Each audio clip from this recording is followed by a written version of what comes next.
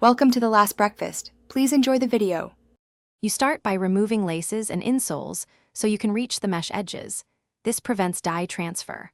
Once done, brush away loose dirt with a soft brush to avoid grinding grit into the fibers. Combine 1 tablespoon mild detergent with 1 cup warm water. You want a gentle but active solution that breaks oils without damaging glue. Make sure to test on an inconspicuous area. That confirms the mesh tolerates cleaning and prevents visible damage later. Now you attack the stain.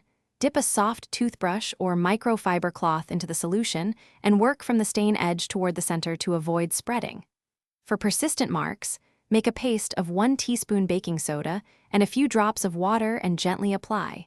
Baking soda lifts oils and brightens fibers. Blot with a clean cloth rather than scrubbing harshly. This preserves mesh integrity. Repeat the apply and blot cycle 2 to 3 times until the stain visibly lightens.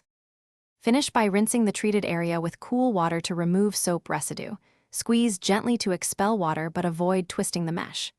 Air dry shoes upright in shade or a well-ventilated room. Direct heat can warp adhesives. Once dry, inspect. If a faint stain remains, reapply the spot treatment and repeat the cleaning cycle.